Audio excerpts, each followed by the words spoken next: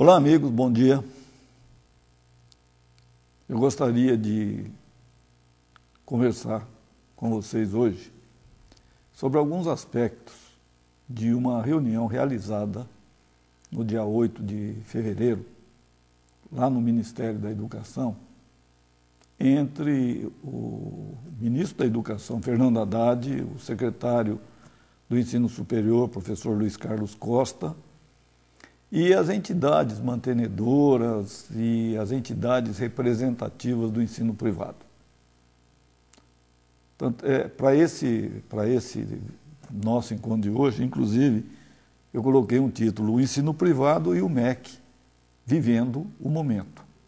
E eu gostaria de colocar para vocês algumas observações daquilo de importante que eu percebi nesta reunião. Essa reunião, como eu disse, ela foi realizada no dia 8 e durante o dia todo, depois de muitos e muitos anos, nós vimos efetivamente uma reunião extremamente interessante entre o maior segmento no ensino superior brasileiro, que é o ensino privado, e o órgão norteador do ensino superior no nosso país, que é o MEC. E o mais importante, a extrema boa vontade com que o ministro da Educação e o secretário do Ensino Superior se portaram nessas reuniões. Muito bem. Essa reunião, ela teve um caráter assim. Inicialmente, o que o ministro propôs foi a celebração de uma parceria público-privada. Acredito que isso daí já seria uma vitória inconteste para o segmento privado, que há muito clama efetivamente por essa parceria. E essa parceria público-privada no ensino superior teria, assim, como base a participação do segmento para a expansão com qualidade do ensino superior. E que de agora em diante, a proposta do senhor ministro foi no sentido de que se realizassem, como naquele dia, debates de alto nível, coloquiais, presenciais, e não mais a contínua troca de farpas entre os dois segmentos através da mídia. O outro ponto que foi tratado, que me parece bastante importante, é a questão do Plano Nacional, o novo Plano Nacional de Educação e a meta de se atingir 10 milhões de alunos.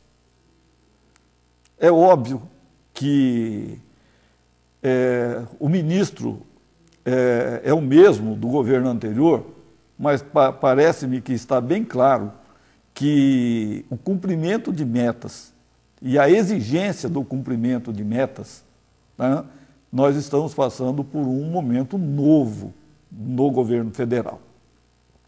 E a verdade é que essa meta de 10 milhões de alunos, se ela, com a participação, com o apoio das particulares, ela é difícil, uma coisa já pode ser constatada.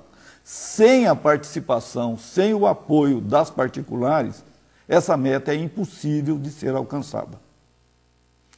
Então, eu acredito que é chegado um momento assim, muito importante para o setor privado de mostrar efetivamente a sua força nesse trabalho.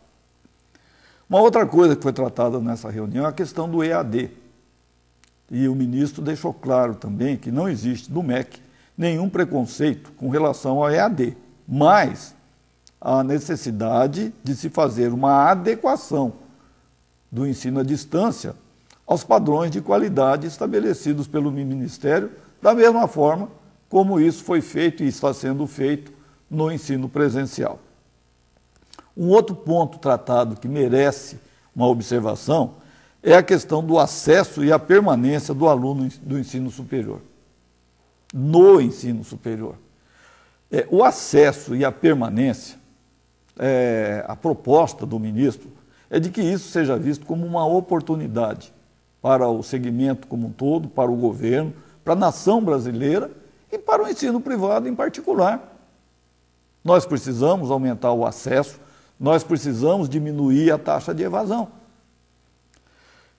Para isso tudo, o ministro sugeriu a formação de uma comissão permanente para aperfeiçoamento de 3 grandes programas: o Sinais, o FIES e o ProUni.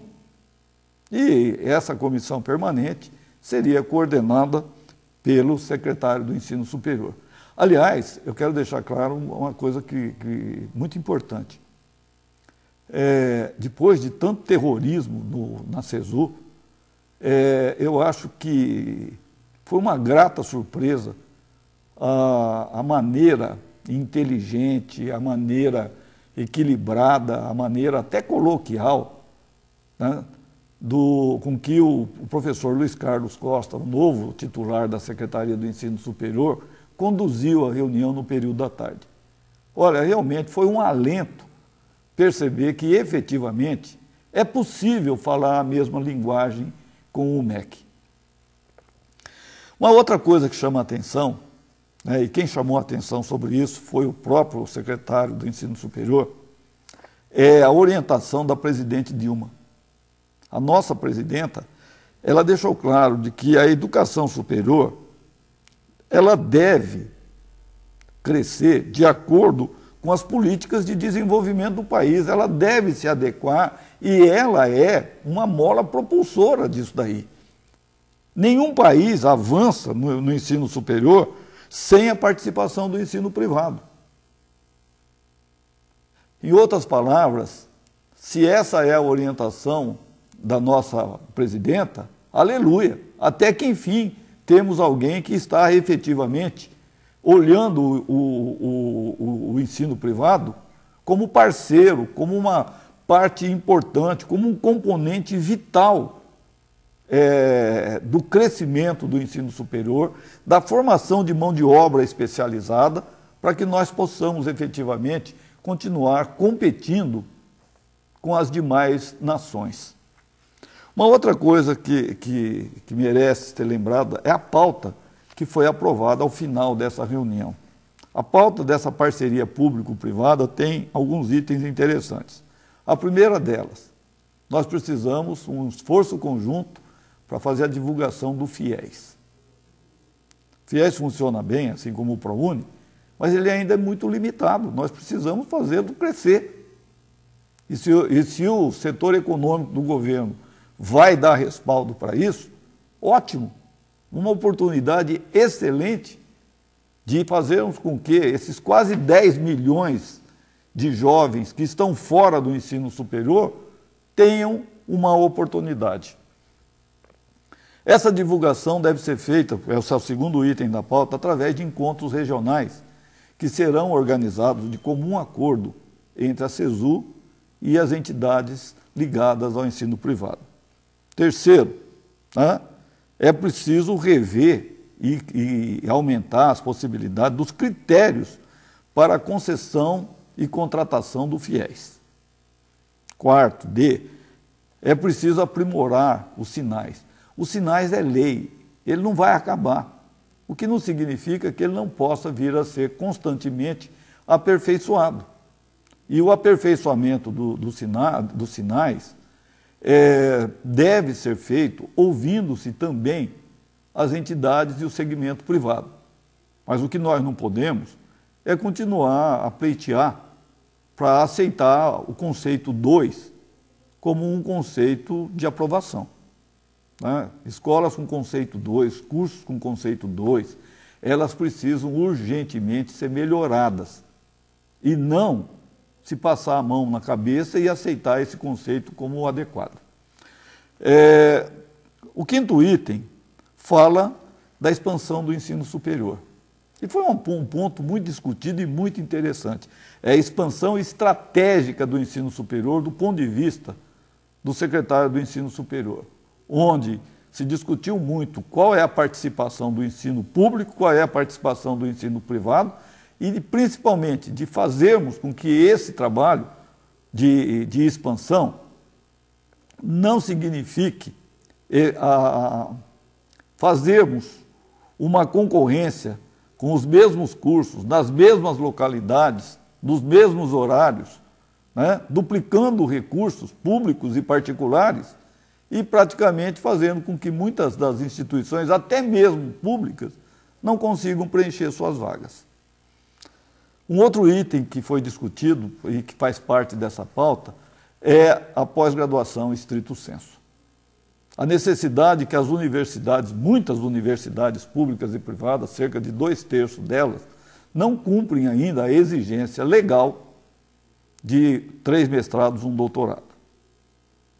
E vai ser feito todo um esforço da CESU com as entidades representativas e com a CAPES para se conseguir criar um programa específico de atendimento para o ensino privado. E, por último, é preciso aperfeiçoar o sistema ProUni Fiéis, fazer com que eles conversem mais entre si, que eles se integrem mais e que as entidades particulares, que são as principais interessadas e são as responsáveis pelo sucesso do cumprimento das metas desses 2 programas, que elas efetivamente também conheçam os detalhes desse sistema. Bom, gente, em conclusão, o que temos? Primeiro, o ministro Fernando Haddad e o secretário do Ensino Superior, professor Luiz Carlos Costa, olha, eles me deixaram uma excelente impressão dessa reunião. Eu fiquei realmente entusiasmado e satisfeito com o que eu vi e com o que eu ouvi nessa terça-feira, nesse dia 8, lá no Ministério da Educação. Segundo lugar, eu acredito, né, e já externei essa opinião a alguns dirigentes, ao sair desse encontro, é de que o ensino privado está vivendo hoje, no Brasil, um momento excepcional, né? Um momento de graça, e deve, né, usar hoje a sua competência, a sua capacidade, o seu relacionamento para alcançar o reconhecimento e o prestígio que merece. E talvez o planejamento que se avizinha para auxiliar o governo a alcançar a meta de 10 milhões de alunos seja o primeiro passo. Pense nisso e vamos em frente.